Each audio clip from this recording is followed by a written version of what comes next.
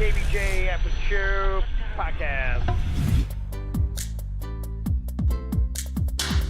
Kevin's eyes look insane, but he's got new hair. Virginia is a witch, and she farts in her chair.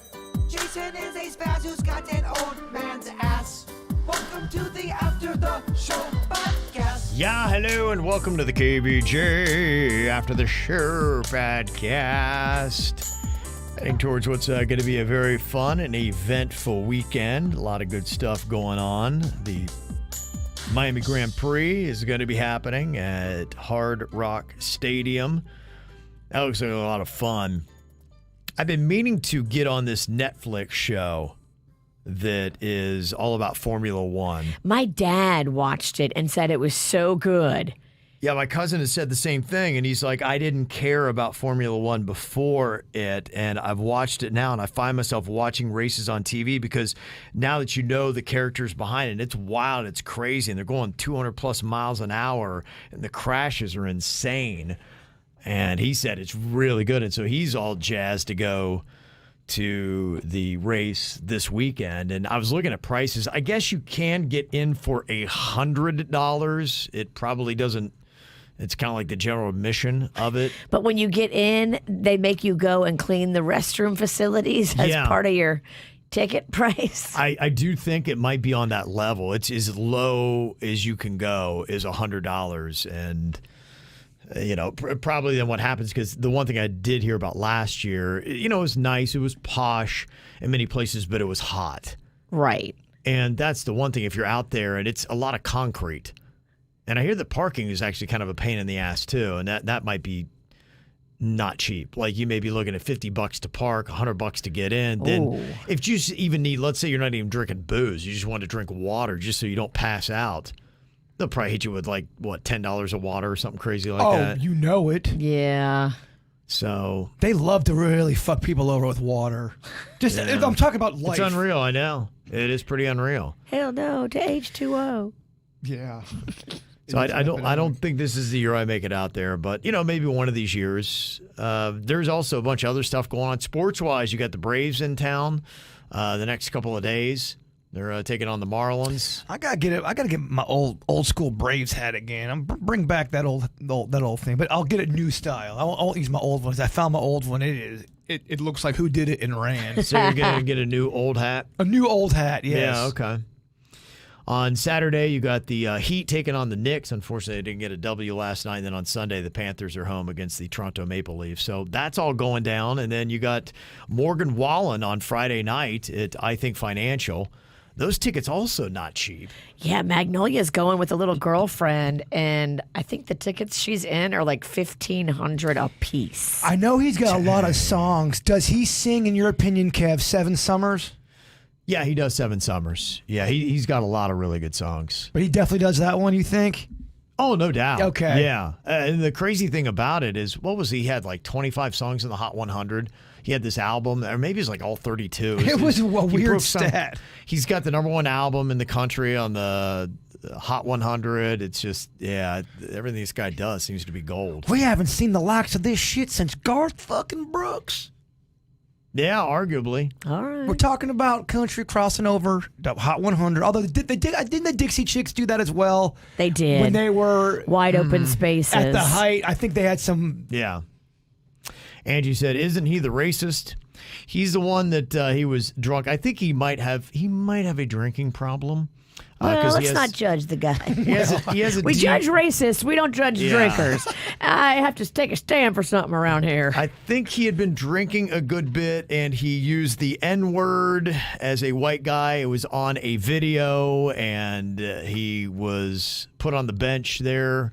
Country music stopped playing his stuff, which, hey, when you got a guy as big as him, that was a big deal for country radio. Did he call another white person the N-word? Okay, I just want to make sure. So. Yeah. He used a word out of turn, and he got slapped down with it, and now he takes as many photos as he can with black people. So he's doing the penance. Yeah, I'm not a racist. I love black people. I just use the N-word when I'm drunk. Yeah, I mean, you have to wipe it from your vernacular. You can't. Yeah. If you're a white guy, stop. Even if you're with all your white friends. Yeah. It was somebody's Ring doorbell cam that brought him down. Like Right. you can't use that word, white men, white women. Just don't. And also, too, just a side note, keep in mind there are Ring door cameras everywhere. Even if you're not saying something racist, let's say you're just doing some weird shit you don't want keep in mind. I mean, if you're peeing in somebody's bushes, they might get you on that ring. Tuck in your crazy motherfucker. Yeah. So anyway, and that's something he'll always be painted with that brush when you say the name Morgan Wallen, be like, oh, he's the racist. So like I said, you don't know what's in his heart, but yeah, he definitely said a word that is not allowed. Don't know what's in his heart, but do know what's on the chart. Yeah, it's every song true. he has. You can't lie with them ticket sales either. And then let me see, you got the Jonas Brothers. They're going to be part of the Miami Grand Prix, and they announced a tour as well. They're going to be coming to South Florida in October. And then you got Sunfest, of course, going on this weekend. I'm pretty pumped about that. On Sunday, the Killer's going to be going on stage. I definitely hope to be in attendance. Barring any kind of calamity, I will be. My son, Colin, is coming in from Nashville just to go to the show. Nice. Yeah. So it's going to be awesome to have him in. He's in for just a short little bit, but we'll have a good time. We both are big Killers fans. Spike sent an email. He said, Sunfest has felt like it's been on a little decline for many, many years. They used to group the acts together a bit better, like they'd have a night for classic rock, one for hip-hop, night for pop. I'm not paying $90 to see one act play 4 songs and then getting rid of the local vendors and the artists. Feels like they just don't care about the soul of Sunfest. Yeah, we talked about that earlier. There's a report in the Post about the decline in attendance and ticket sales and all that kind of stuff. And they're trying to do whatever they can to stay afloat. But, yeah, I was talking to my cousin over the weekend, and I guess he knows the dude that runs Coachella. And I guess he's like these music festivals, so he does insurance. He's like, most of them don't even break even. Wow. He said by the time, the insurance, let me tell you, that's a lot of money. And it really started going up. And what happened was, remember when they had that storming of the stage? Yes. And those people got trampled? It's kind of like people right now are having a hard time with their insurance in Florida because we keep getting hit with storms and there's so much damage. That's how insurance works. So when there's a lot of damage and they got to pay out. A lot of claims. Equals price goes up. Price goes up, and it's really to the point right now it's not even attainable. And I guess the guy that puts on Coachella, he loves live music, and so he just kind of eats it for everybody. And he wanted to create a nice venue, and that was the thing, because we were having a conversation about Tortuga. And I was talking to people with that, and they're like, yeah, it's good, but it's just kind of a shit show. You're on the sand. The bathrooms are always just kind of filthy, and it's kind of a pain in the ass. And we even showed up early, but we're still so far back from the stage. And so, that's what my cousin was saying. Well, Coachella, it's pretty posh. Coachella, I guess, is really nice. You don't feel like you're, some kind of fugitive and refugee. How much is the Coachella ticket? It's a good question. I don't know. I've never priced it out because it's in California, so it's never been anything on my radar. Me neither, I would but I'm imagine a couple curious. I know I went to Jazz Fest last year, and that ticket went up a bunch. What are we talking about for Jazz Fest? Because they get great artists at Jazz Fest in New Orleans. They do. Like, they just wrapped up week 1. They had Ed Sheeran. They had Lizzo. Oh, my gosh, yeah. And then they had, they have so many different stages and tents. And at one time, you've got 30 different performers performing. And then you've got street performers doing a parade. And then you've got, that is a big, big operation. And the tickets for that were, I think, $100 a day. One of my favorite things about Sunfest was the art section, the little tents and all. I really did enjoy that part. Yeah. I mean, that loses heart. It does. Yep. One person said last time I went to Sunfest in 2018, there's just a ton of passed out underage drunks getting IVs from EMTs by the seawall. I felt like there was a zombie outbreak. And, honestly, that's a lot of the music festivals. I don't know if that's just Sunfest, but I'd seen that with some people that were writing comments, and they just said it just seemed like a lot of underage people that were massively drunk. And, one of the texts we got, the person was saying, look, I'm a big drinker, and for me to say that people were way too hammered. And it's a lot of it is young people, too. And you don't know if it's just drinking. I mean, it could be drugs. It could be any number of things that, like, they're just so young. Sure. They're not equipped to handle whatever they're consuming. Yeah. So it'll be interesting to see, not only for Sunfest, but really for all music festivals, where it goes. And it'd be interesting to see how many of them are actually turning a profit and how much. Because I know it's a lot of work. And the people who do Sunfest, I mean, it is something they work on all the time. That is their full-time jobs. So, imagine that. If you're doing all that kind of work and you're just breaking even, Well, maybe not. You don't do it for long like that. Right. That's just, it's not sustainable. And it can't be their only job, because if it is, then it just can't be. It just can't. If it's not making money and it's your only job, and you can't draw a salary and you're working all year, that is illogical. Right. There's got to be something else going on there, where the people that are doing it, they do have a lot of volunteers. They do have a lot of people that do it for free, but the main people need to get paid. Yeah, so it'll be interesting to see where we go with this, because they are, and Ryan has a good point too. The day drinking is so much different than the nighttime drinking for kids too. A lot of times they're not used to being out doing the day drinking like adults might be later on, and so that sun and heat mixed with booze. At Jazz Fest in New Orleans, the hours are 11 a.m. to 7 p.m. That's it. The music stops at 7. So when the sun goes down, you don't have the partiers, the craziers, the really, really nighttime intoxicated people there.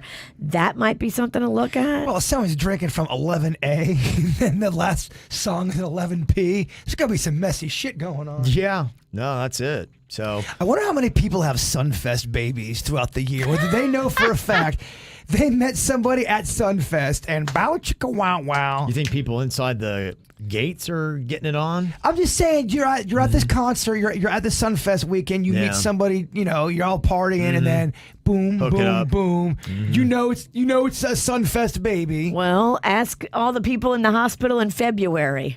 Yeah, I mean, Did you get impregnated at Sunfest? you may get a couple emails. Oh, Kev, yep, Sunfest baby. Yeah. Oh, I thought it was an interesting angle, but I will go fuck myself. No, don't. Never mind. Well, if you fuck yourself, just don't get pregnant at Sunfest. Bring in Chat GPT Jaybird. Look, I can't even fucking talk. Fuck you, Jaybird. Did you see they had a protest last night about the rent hike for Benny's on the Beach? Oh, they did. Yeah, I think they'd had another council meeting at the Lake Worth courthouse, and I'd seen that it was going to happen at 5 p.m., and I just saw some signs. There were, it looked like maybe a couple dozen people out there tops that were kind of out there protesting. It will be interesting, and I'm not, look, I hope they work it out, and I think they will. I think it's just, how they position Hardball. themselves. Yeah, and it's about paying rent. After I read it and my understanding of it, it seems like, yes, nobody wants to pay a rent hike, but it does, at least what I've read, it would bring Benny's true to some of the other locations right around there, and they haven't, it's been 10 years since they've had any kind of rent hike at all. And so, I don't know. Hey, it's business, right? It is business, and and nobody knows your profit margins better than the guy who signs the checks. Yeah. And if you're not in business to make a 3% profit, that's just not what anybody who's a smart business person wants to do. And if the profit margins don't make sense, I would understand why they walked away and said, screw you and your tremendous rate hike. And how much were they paying in rent? And then how much more were they asking? What's the percentage? Like, those are the questions that I'm really curious about. The increase was like 34 or 44. I think it was 34%. That's a lot. Was going to be the hike. Yeah, no, it really is. That's a lot. What to me would be sensible would be year one, it's this, it's year two, it's that, and try to get to a point where it makes sense. And I think the commissioners in Lake Worth were just saying, hey, this is a great piece of property, and we feel like you're not paying what your fair share should be in rent, and so we need to increase it, and maybe they will too far too soon. But nobody wants to see Benny's go away, and I don't think it will. I hope. Yeah. That would be really sad, because you've got a really good team over there running it right now. And then what happens? Because if Benny's goes away, does the new owner come in and still call it Benny's? I mean, the chef won't be there. My friend Jeremy will be gone. But is the new, whoever the new people, are they going to call it Benny's? Depends upon who holds the name and the trademark. I don't think the owner right now, I think he bought into Benny's, and I think he purchased the name from the previous owner because it's been around for a while, I think is how it went. It hasn't been that long, though, because 1980-something, I think. Oh, Benny's wow. has been open. Really? Yeah. Mm-hmm. But the new owner, how long has the new group owned it? I don't remember. I don't have the story right in front of me. Because my friend Jeremy is a part of that group. He's a chef owner. Yeah, it was in the 2000s, something like that. Yeah, it is. It's since I've known him because I knew him before he was in the ownership of Benny's. So that was, that's what I'm saying is that Benny's was around before the current owner had it. So Right. he likely bought the name.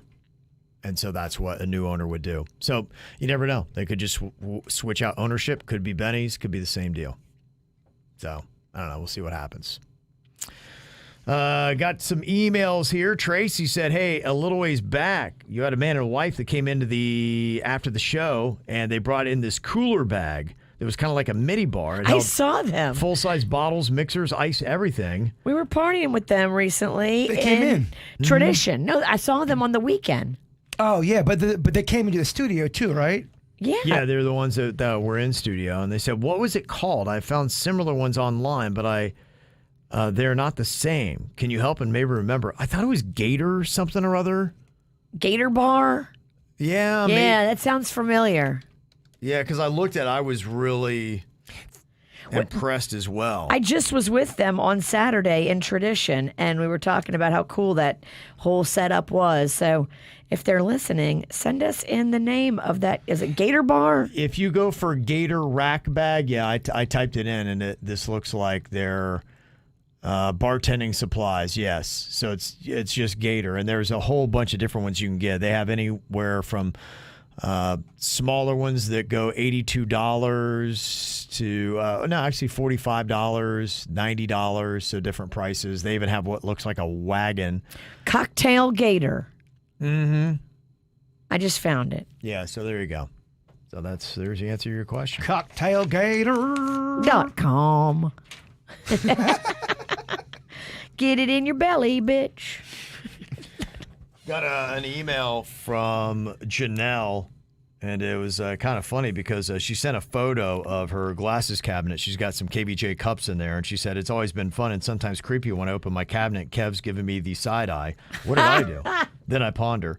She's got a set of 4. But I sent that email. I'm like, how did somebody take a photo inside my cabinet? Because it's got the KVJ cups, plastic cups from the Crawfish Festival. But then she's got those Flanagan's cups, which I've got all over my cabinet. So I'm like, I looked and I was like, wait, I had to do a double take. Is this hooker in my house? Yeah, it's kind of freaked me out. I'm like, what the hell, man? I got people sneaking in my house and taking photos of my cabinets. Those Crawfish Cups, were they out there this year too? Oh, yeah. Yeah, those. There's a lot of compliments on those. Those look cool. Yeah, those are not cheap to make because they're like full color cups. They look cool though. They look really cool. They're a collector's item. They got all our little faces on them, and then they got me as a full-on crawfish. I mean, sometimes you got to pay a little bit to make shit look cool because I'm sure there's cups out there where you don't pay a lot and they don't look cool. Exactly. And we'd rather pay a little more and look cool. Because we cool as shit. Because as a crawfish on a cup, that's how I feel like I've made it. I get it. It's all downhill from here. And Veronica, she said, I was catching up on the ATS, and I know you've told the story a million times, but I can never remember how it is that you and V originally linked up and created the morning show. Y'all were in Mississippi or something, right? Virginia was in Mississippi, and I knew a guy that she had done a show with, and he was the one that connected us. I was hired here first, and then thankfully allowed to put together my team. And after talking to Virginia, I was like, okay, that'll be a fit. And then we did the show for 5 years. Went through some interns and other people like that, and then we did a contest, and Bird was hired, and he's been with us now 19 years. And coming up this week, this is our 24th year. We start starting into the 25th year. So this time next year will be, what do they call that? Your silver anniversary? We're old enough to rent a car. Yeah. Oh, gosh. So cheesy. It's almost as bad as when I was with her at the medical thing, and Their temperature was 97.9. She said, "Oh my gosh, just like our station." I'm like, oh. The doctor fake laughed. He's like, oh, Even as I was saying it, I'm like, ooh, this is not a good fun. I go, Virginia, I don't want your corny fucking stank on me. Oh, my stank is on you. You're stuck. It's phrased. You're stank stuck for life. I was stuck in a room. I couldn't leave it. It was awful. Mm-hmm. She said, yeah, I do remember the contest to find Jason, which is seriously aging myself. The audio would be golden. I saw at the Crawfish Festival, I don't know if you remember Big Dante. Of course I do. Big Dante was in the competition. Yeah. Big Dante from Louisiana. I gave him a hug. I wanted to talk to him longer, but I had to go do some other stuff real quick. But yeah, I did see him. He looks great. We still hang out with Dwight. Dwight texts me all the time. Yeah. Dwight's awesome. Whenever he sees Magnolia on Clematis Street up to no good, he texts me. Uh-oh. He's like, I'm keeping an eye on her. Like, oh, Jesus. Lord, please help me. Yeah. Please let Dwight see it before it goes down and swoop Mags out of whatever shit she's gotten herself into now. Well, just wait. She's about off to college, Virginia. I know, but at least she'll be 18 then. And I feel like, all right. It's not your responsibility as much anymore. Right. Okay. You always worry, but legally you Exactly. you did your job. I'll always worry, but if she hits 18 and she's still breathing, I feel like, all right, we got one out of the nest. Mm-hmm. She's not living at home. She's off on her own. She's doing her thing. You're all good. I hope she makes it. I hope she does. She'll be fine. I think she'll be fine. She'll be fine. I think she will. You know, just some kids go to college for like a year and then they're like, nope, I'm coming back home, Mom and Dad. And then what do you say? We're not worried about Mags. We're worried about you. Yeah. Mag's going to be fine. Mags is going to be fine. You think I'm going to have the meltdown? That might be fair. Today is National Paranormal Day, and Karen from Pembroke Pines said, my boys and I went last summer to Achape, Florida, to visit the world's smallest post office and the Skunk Ape Museum. The post office is teeny. Just take a picture of the booth and leave. The Skunk Ape Museum was awesome. Pictures of Bigfoot, giant statue of a panther, and I think a gator. They also have reptiles, gifts, and a snack shop. We really enjoyed it. Spent about 45 minutes there exploring. The area around there is pretty, too, with the Everglades prairies. She said, I've been to Spook Hill also. It is something you go to on your way to something else. Okay. The car really does roll uphill. It's in a residential area with a cow pasture, I believe, next to it. Okay, that's kind of murderous. So don't make it your destination. Make it a pit stop. It's a pit stop. That's what everyone's told me. Yeah. The Fountain of Youth is in St. Augustine. What you Google, Burb, was Ponce de Leon's Spring, which is beautiful. It's located in Ocala.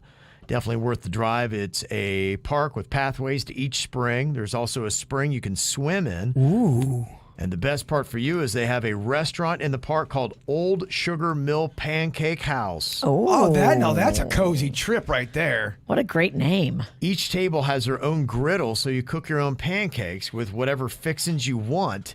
It's a large old wood building, too. We went to a restaurant like this in Nashville, outside of Nashville. There's a bunch of griddles, like hibachi style, but they're like maybe a quarter of the size of a hibachi. They're just little, and they're in the middle, and everybody sits around this table, and you make your own shit. Little in the middle. I like it. They bring you all the different stuff, and you just cook it yourself. Oh, my kids loved it. Restaurants that have a little niche like that are a cozy avenue of awesomeness. I'm all about that. And then think of the money that you save on hiring a chef. So I guess you can camp there at the Ponce de Leon Fountain of Youth? They didn't say anything about that. If it's a park, state park, or I don't know, it just sounds like it's very campy there. Maybe I'll just stay in the car. Maybe just bum rush it. Yeah, if not, I'm sure there's something. If it's Ocala, I'd imagine there's some other campsites near it. I love Ocala for those reasons. There is a lot of springs, camping, outdoor. Do the Ralstons not like that with the outdoor, with the tent? Is that something your whole family would be into? Oh, fuck no. Kevin, don't fuck with mosquitoes. No. I would do, we've talked about renting a Sprinter van, and for probably a night, possibly two, I would do that. But that'd be about it for me. After that, it would I'd feel nasty and miserable. And I got a 2-day threshold to where I kind of want to start getting back to real life. Yeah. But I do like a 2-day camping trip is perfect. Yeah, I would do that. We were kicking around last night. I was talking to somebody, and they were talking about the Killers, and the Killers, I guess, are playing at the amphitheater you guys went to in St. Augustine. Oh, we love that amphitheater. That would be a great place to see the Killers. It's so cozy. And I think they play there Monday night. And so she's seeing them here on Sunday and then going to St. Augustine to see the Killers again at that amphitheater on Monday. The Queen's like, we should get a Sprinter van and drive up and stay. And I'm should. like, yeah. Carpe diem. Yeah. You guys really should, and that goes for anybody. Yeah. If you guys get a chance to go to that St. Augustine theater, it's highly worth it. To me, there wasn't a bad seat in the house. There really wasn't. The atmosphere was awesome. It was so like down home and friendly. Like even the parking lot was awesome. It reminds me of where the Ewoks live in Return of the Jedi. Yeah. Yeah. And they It had a was little concert in the so middle. nice. And then you could just get like a little, park. They let us park ours overnight. We just gave them like an extra $20. And they're like, sure, yeah, keep it here overnight. Who cares? Right, No. that's what I was figuring. They were that area so could find it. nice. We got with a side person. It was like the members like the church people. They were not the concert people. They were cool and let us do that. I don't think the concert people were going to let us do that. But there's a lot right next to the lot that is at the amphitheater. Park in the one, it's like a VFW or an Elks or a Moose. It's a little place like that. And they sell overflow parking spots for the amphitheater. We pulled in a big ass RV, and ours was not going to fit in the amphitheater one. So we parked next door at the lodge, whatever it was, Moose, Elks, and they were so cool. We paid them a little extra scratch, and they were like, yeah, leave it here as long as you want. We don't give a F. So that's kind of cool. Yeah, there's a part of me that's itching at it. I mean, then all of a sudden, all the responsible things you got to do start flooding in. I'm like, probably not, but it would be kind of cool. I mean, if you had to see the Killers in that cool venue, everybody's saying that St. Augustine Amphitheater is amazing. It's so nice. There's so much tree cover. Like, even if it's warm, you won't feel it like you feel it down here because you're up a little more north, and it's so many beautiful big trees. Yeah, I don't know if my son would be into it, though. I think the Queen's all game because she just wants to be able to shit in a bucket, so she's excited about that. Camping. We call that camping. Yeah, and we would be next to a bathroom. She's still shit in the bucket. Camping. There's bathrooms at the auditorium. I know. I tell her that. She, no, I'll be okay. Yeah, why? Just because. Yeah, I guess just because. It's odd. It's very odd. I don't get it either. It's very odd. I think that's the whole reason why she wants to go. All right. Well, if it means you get to go see the Killers at this auditorium, you might have to put up with a little shit in a bucket to get there. Not in the van. You can't. That would be the rule. You just, Wait, so hold on. You'd have a van with a bathroom, but you'd still want to shit in the bucket There's in no the van? bathroom in a Sprinter van. No. Got ya. A Sprinter van's different from an RV. Gotcha. Yeah. Or just drive up there and get a hotel. Right. That'd be pretty easy too, wouldn't it? They have bathrooms in there. You don't need your bucket. Right. Anything I do to stay away from that shit bucket would be great. Kaylee sent us an email. She's in Grand Rapids, Michigan, great beer town. She said, I want to thank you for being my buddies while solo metal detecting. Our property butts up to an old railroad system with a formerly early 1800s town on the other side. That's cool. The town is now a bunch of woods with old foundations, and the best parts are technically someone else's property, so I go under the cover of late nights. It's super creepy out there, so I wear earphones with the show playing at a level where I can drown out the creepy noises but still hear potential murderers lurking in the woods. If you're always assuming the murderers are in the woods, I think it's good. It's good for keeping your guard up. You just may scare that murderer when they try to attack you. Ah! You keep me laughing so I don't freak myself out. I just can't listen to Weird and Whatever when I'm out there. And Cosimo said Jaber was talking about that false missile alarm that happened over Hawaii. And oddly enough, don't know if you heard the story from Jim Carrey. He was there when it happened, and he's been interviewed about it. So the alarm goes off like we would get a tornado or hurricane thing, your phone, and it's like, oh my gosh, missiles are coming at me. What the hell? he talked about contacting loved ones. Then he just went and sat outside and went over gratitudes in his life and basically accepted death. Imagine that. So I was wondering, was that the whole vibe with everybody? I think everybody thought they were going to die, but I think people handled it very differently. Well, just imagine you get an alert says all of Florida is going to be taken out by a missile or some bomb is heading towards us. I would race to get my children. That would be my number one goal, but I think everybody would try to get on 95 at the same time. And it would just be chaos. I know I sound like a broken record, but there is a Twilight Zone episode kind of like this. You don't stop for red lights. I mean, I would buzz through every red light. I would do whatever it took to do what to get to my kids. Yeah, well, that's that. If I think the end is coming, I think I just go in my dinosaur garden. Say, all right, fuck it. Get Lydia. If I can find her, she's usually off somewhere getting fucked. Or the animal instinct takes in flight, and she goes, and yeah, you're right, and it does last lizard fucking. She wants to get it in one last time. One more time. Yeah, it would be. I'm curious to see how everyone would handle it on the show. That would suck if Lydia goes out getting laid and you don't. I don't know if I could. I don't. Yeah, I'm not. That wouldn't be final moments. That's probably not where I'm at. I'm not gonna have a boner. I also don't think I'm gonna want to eat all these snacks. When you tell these stories about the people on death row, now they ate chocolate cake and pizza 3 hours before death. No. I'd be too fucked up mentally for all that. It feels like Jim Carrey handled the way you should handle it. Of course he did. Yeah, feels like I'd be like, okay, that seems how you should reflect if you know your life is ending. What a crazy exercise, though. It is a crazy exercise. And then what do you do? Well, that's got to be a weird thing in life where you really think you've got minutes to live. It's over. You're gonna die. Your life is probably flashing before your eyes, and then you realize everything's okay. And then watch when he really dies. He'll handle it horribly. He'll look like screaming. He'll look like he did in the movie Mask. He'll be flailing around. He breaks into Ace Ventura. I did it so much better the last time. All right, well, thank you for all the emails. No matter where you are, you can always get a hold of us. Mail at kvjshow.com. One day closer to the weekend. We'll see you back here tomorrow. Goodbye.